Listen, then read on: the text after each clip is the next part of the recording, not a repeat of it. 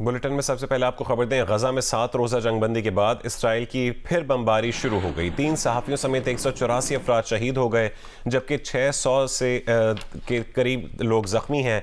खान यूनस और रफा समेत मुख्तलिफ इलाकों में 200 से ज़्यादा मकामात को निशाना बनाया गया, जिससे जंगबंदी के दौरान वापस लौटे अफराद एक बार फिर बेघर हो गए। इसराइल ने लेबनानी सरहद पर भी हमला किया, जिससे 3 लेबनानी शहरी शहीद हुए। इसराइल ने रफा के रास्ते फ़लस्तीनियों की इमदाद भी बंद कर दी है। इस सूरत हाल में हमास ने इसराइली शहरों पर दर्जनों जवाबी रॉकेट हमले किए, जिस पर तल अबीब में भी सायरन बज उठे। हिजबुल्लाह की जानिब से भी 1 घंटे में इसराइल पर 5 हमले किए गए। इसराइल ने हमास की कैद में मौजूद 6 यरगमालियों की हलाकत की तस्दीक कर दी है। उनका कहना है कि बफर जोन बनाने की आड़ में शमाली गजा पर कब्जे की कोशिश शुरू कर दी है। इसराइल का कहना है कि उसने अरब ममालिक को गजा में बफर जोन बनाने के मंसूबे से आगाह कर दिया है।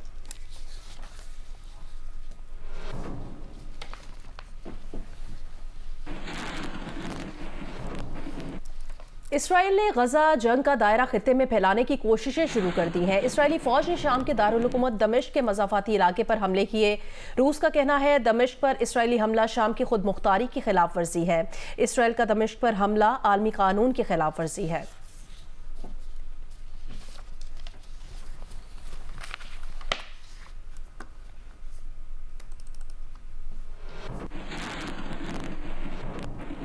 आगे बढ़े, आपको खबर दें, पंजाब के मैदानी इलाकों में स्मॉग की सूरत हाल निस्बतन बेहतर है। लाहौर आज दुनिया के आलूदा तरीन ममालिक में 4थे नंबर पर है। लाहौर में आज सुबह 172 पार्टिकुलेट मैटर रिकॉर्ड किए गए।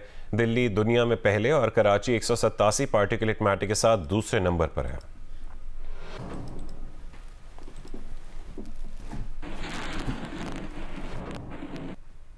पंजाब में स्मॉग की सूरत हाल में बेहतर होने पर स्मॉग के हवाले से लगाई जाने वाली पाबंदियां खत्म कर दी गई हैं।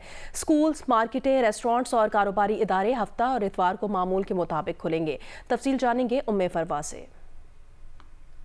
जी, लाहौर के अंदर AQI की अगर हम बात करें तो इस वक्त AQI लेवल जो है लाहौर का वो 72 रिकॉर्ड किया गया है और आज लाहौर जो है वो दुनिया का 4था आलूदा तरीन शहर है।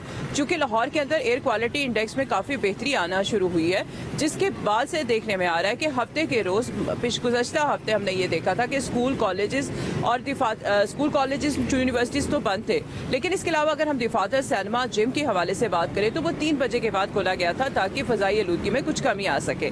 चूँकि कुदरती तौर पे फ़ज़ाई आलूदगी में कमी हुई है, जिसके बाद से हुकूमत पंजाब ने हफ्ते के रोज़ जो स्कूल, कॉलेज, यूनिवर्सिटी बंद रखने का ऐलान किया था वो वापस ले लिया है। आज स्कूल भी खुले हैं, कॉलेजेस भी खुले हैं, लेकिन सरकारी स्कूल और कॉलेजेस खुले हैं। और अगर हम प्राइवेट की बात करें तो प्राइवेट स्कूल्स और कॉलेजेस रूटीन में हफ्ते के रोज़ बंद होते हैं और यूनिवर्सिटीज़ में हफ्ते के रोज़ पढ़ाई नहीं होती, इसलिए यूनिवर्सिटियाँ जो है वो आज बंद पड़ी हुई हैं और जो प्राइवेट स्कूल्स हैं वो भी आज अपनी रूटीन के मुताबिक हफ्ते के रोज़ बंद हैं।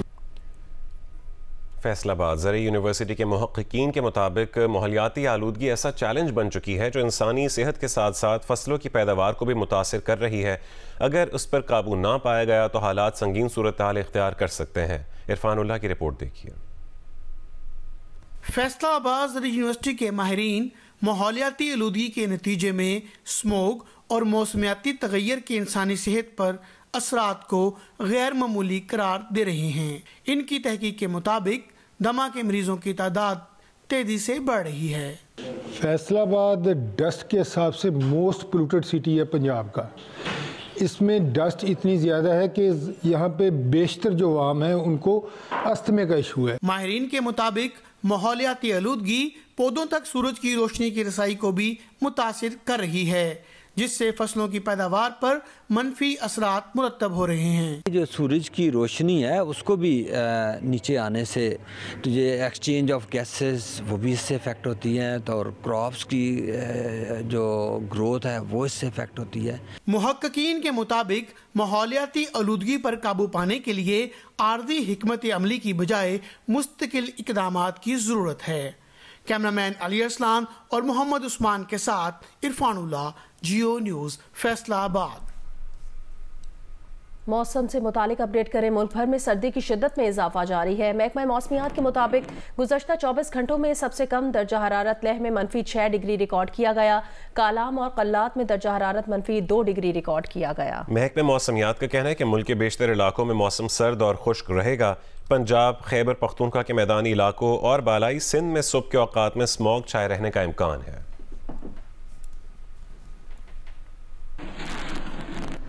मौसम सर्द होते ही कश्मीर में मौसम सरमा के खानों का दस्तरखान सज गया है। आज़ाद कश्मीर के दारुल हुकूमत मुजफ्फराबाद के बाजार से तफसीलात बताएंगे जियो न्यूज़ के नुमाइंदे आरिफ उर्फी।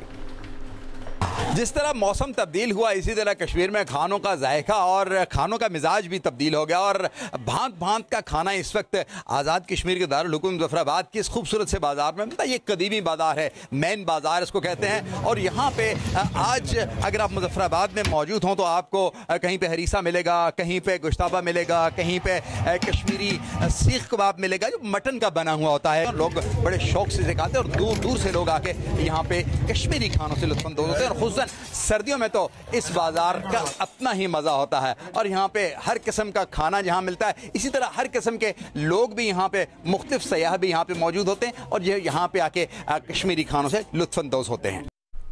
मौसम की तब्दीली के साथ पहनावे भी बदलने लगे हैं। चारसद्दा के शहरी सर्दी में मकामी तौर पर तैयार होने वाले खद्दर के गर्म कपड़े इस्तेमाल करते हैं। मजीद बताएंगे जियो न्यूज़ के नुमाइंदे सब्ज़ अली खान तरीन। जी बिल्कुल, मौसम की तब्दीली के साथ साथ पहनावे भी बदलने लगे। सर्दी की शिद्दत में इजाफे के साथ शहरी गर्म कपड़े इस्तेमाल करने लगे। चारसद्दा के मुकामी शहरी खालिस काटन और ऊन से बनाए गए खद्दर के कपड़े ज़्यादा इस्तेमाल करते हैं और खद्दर का कपड़ा जो है वो हाथों हाथ फ़रोख्त हो रहा है। खद्दर का कपड़ा मुकामी तौर पर कड्डी के ज़रिए तैयार किया जाता है। इसमें मुख्तलिफ रंग और डिज़ाइन होते हैं। ख़वातीन के लिए दिलकश और दिलदाज़ेब रंगों में कमीज़, शलवार और शाली भी दस्तियाब है। यहाँ पर मर्दों के लिए चतराली टोपियाँ और शाली भी रखी गई हैं। यहाँ का खद्दर ख़रीदने के लिए मुकामी लोगों के साथ साथ बल्कि तूल अर्ज़ से लोग यहाँ पर आते हैं। जी, बन्नू में सर्दियां शुरू होते ही गैस की लोड शेडिंग में इजाफा हो गया है। शहरी गैस सिलेंडर, लकड़ी और कोयला इस्तेमाल करने पर मजबूर हो गए हैं। तफसील बताएंगे जियो न्यूज़ के नुमाइंदे मंजूरुद्दीन। जी, बन्नू में सर्दियाँ शुरू होते ही गैस की लोड शेडिंग में इजाफा हो जाता है तो मजबूरन गैस सिलेंडर, जलाने वाली लकड़ी और कोयले का इस्तेमाल लोग शुरू कर देते हैं, जिनकी कीमतों में भी आए रोज़ इजाफा हो रहा है। इस तरह सर्दियों में भी बिजली के 20 से 22 घंटे लोड शेडिंग भी रोज़मर्रा का मामूल है, जिसकी वजह से गैस और बिजली की लोड शेडिंग से लोगों के मसाइल में मजीद इजाफा हो गया है। खुश्क मौसम और सर्दी की वजह से नज़ला, ज़ुकाम, बुखार और गले की खराश में भी इजाफा हो गया है।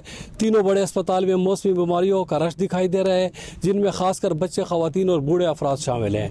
डॉक्टरों के मुताबिक बारिश होने से खुश्क मौसम का खात्मा होगा, जिससे ये मौसमी बीमारियां भी ख़त्म हो जाएंगी। लोगों को चाहिए कि गर्म कपड़ों का इस्तेमाल करें और साथ में मास्क के इस्तेमाल को भी ज़रूरी करार दिया गया है। जी, आगे बढ़ते हैं। मुल्क में नवंबर में महंगाई में 2.7% का इजाफा हुआ। इदारा शुमारियात के मुताबिक नवंबर में महंगाई की शरह 29.2% पर आ गई। गैस की कीमतों में 281% का रिकॉर्ड इजाफा हुआ। नवंबर में टमाटर 60.4%, आलू 15% और चाय की पत्ती 13% महंगी हुई। इदारा शुमारियात के मुताबिक एक महीने में ड्राई फ्रूट 7.9%, मछली 7.7%, अंडे 7.1% महंगे हुए। एक माह में गुड़ 10.4%, जबकि चीनी 8.5% और मसाले 8% सस्ते हुए हैं।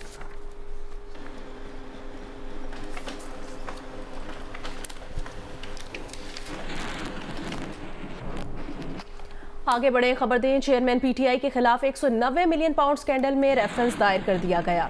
बुशरा बीबी, शहजाद अकबर, फरागोगी, जुल्फी बुखारी और ज़ियाउल मुस्तफ़ा समेत 8 अफराद को नैब रेफरेंस में मुलजिम नामजद किया गया है। रेफरेंस में इल्ज़ाम लगाया गया कि 2 दिसंबर 2019 को शहजाद अकबर ने चेयरमैन पीटीआई को नोट दिया। नोट के मुताबिक एनसीए की दरख्वास्त पर बरतानिया के मजिस्ट्रेट ने अकाउंट फ्रीज करने का हुक्म जारी किया। अकाउंट फ्रीज करने का हुक्म 20 मिलियन पाउंड की प्रॉपर्टी के हवाले से था। एनसीए ने 170 मिलियन पाउंड के मजीद अकाउंट फ्रीज करने के ऑर्डर हासिल किए। बरतानिया में इस प्रॉपर्टी की कुल मालियत 190 मिलियन पाउंड थी। अलकादिर ट्रस्ट यूनिवर्सिटी की मद में जुल्फी बुखारी के जरिए चेयरमैन पीटीआई को 458 कनाल ज़मीन मिली। तफ्तीश से मालूम हुआ कि जब चेयरमैन पीटीआई को फ़ायदा पहुंचाया गया तो अलकादिर ट्रस्ट यूनिवर्सिटी का वजूद नहीं था। पैसों की गैर कानूनी मुंतकली के पीछे गलत मकासद थे, जिसमें चेयरमैन पीटीआई मुलव्वस थे। बरतानिया में जब्त शुदा प्रॉपर्टी रियासत पाकिस्तान की थी। गलत अक्कासी की गई कि सुप्रीम कोर्ट में अकाउंट रियासत पाकिस्तान के मफाद के लिए चलाया जा रहा है। चेयरमैन पीटीआई ने नोट इन कैमरा काबीना के सामने रखा, जिसको दिसंबर 2019 में काबीना ने मंजूर किया। पैसों की मुंतकिली से मुतालिक शहजाद अकबर और चेयरमैन पीटीआई ने छुप कर बेईमानी का सहारा लिया। ज़ियाउल मुस्तफ़ा और शहजाद अकबर ने मुतादिद बार बरतानिया के दौरे किए, नेशनल क्राइम एजेंसी से मामला तय किए। जुल्फी बुखारी ने चेयरमैन पीटीआई के फ्रंटमैन का किरदार अदा किया। फरा गोगी चेयरमैन पीटीआई और बुशरा बीबी की फ्रंट वुमेन थी। चेयरमैन पीटीआई समेत 8 मुल्ज़िमान नैब ऑर्डिनेंस के तहत करप्ट प्रैक्टिसेस के मुर्तकब हुए। चेयरमैन पीटीआई समेत 8 मुल्ज़िमान के खिलाफ सबूत मौजूद हैं। ट्रायल कोर्ट मजीद कार्रवाई का आगाज करे।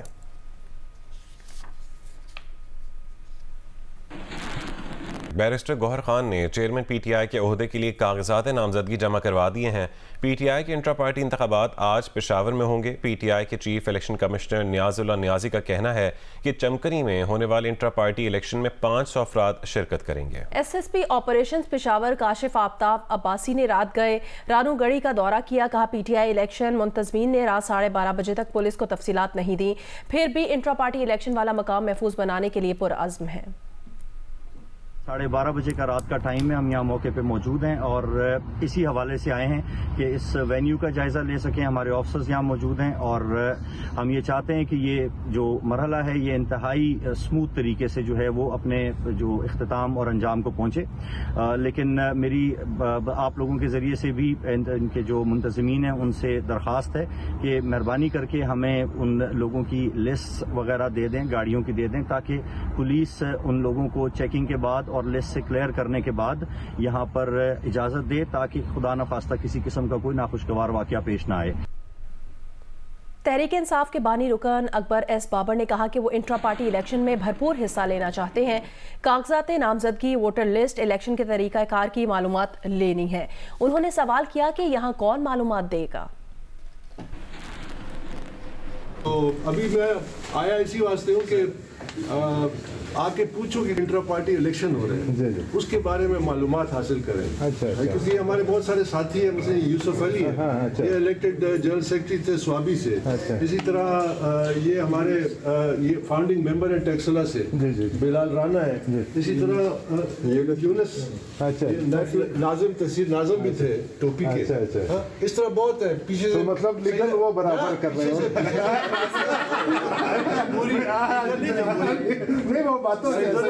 नियाजी जो है वो पीटीआई के फाउंडिंग प्रेसिडेंट पंजाब, उन्होंने खसूसी कॉल की कि भाई हम इसमें शिरकत करना चाहते हैं इलेक्शन में। हमें बताएं क्या तरीक़ेकार क्या है, कागजात क्या है। तो इसलिए फिर हमने कहा कि चूंकि टाइम कम है तो खुद ही चले जाते हैं। पीटीआई के रहनुमा अली मोहम्मद खान ने कहा है कि बैरिस्टर गौहर अली खान अबूरी मुद्दत के लिए चेयरमैन पीटीआई होंगे, लेकिन इस दौरान वो बाइख्तियार होंगे और फैसले वही करेंगे।